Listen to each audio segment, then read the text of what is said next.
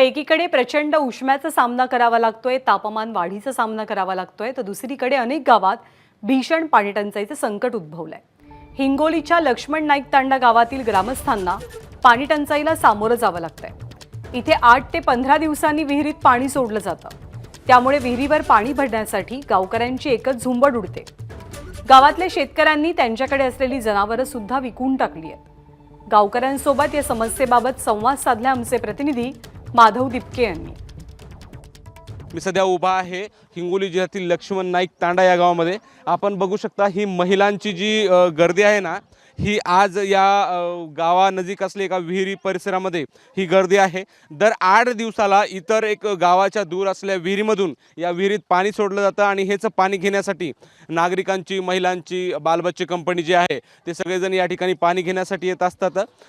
पिण्यासाठी हे पाणी वापरता येत नाही, परंतु वापरण्यासाठी, अंघोळीसाठी, कपडे धुण्यासाठी वापरता येतं। तेच पाणी मिळवण्यासाठी नागरिकांची या ठिकाणी धडपड पाहायला मिळते। आपल्यासोबत आजोबा आहेत।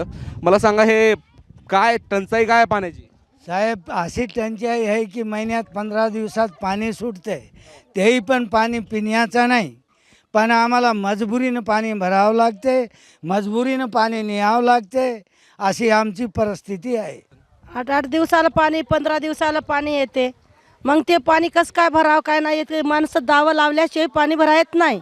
मग इथं गर्दी खूप फार होत असते, त्या पाण्याला लय मजबूरनं काढावं लागते, वडा येत नाही, घागरी लावतो, घागरीनं वडा येईन, म्हातारे कोतारे कसे पाणी भरा येईन, म्हातारे कोतारे लेकरं बाळ कसे इरीपाशी येऊन उभा राहील।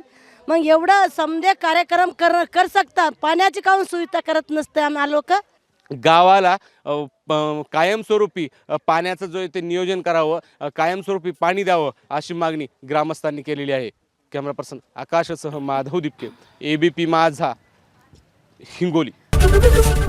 एबीपी माझा, उघडा डोळे बघा नीट।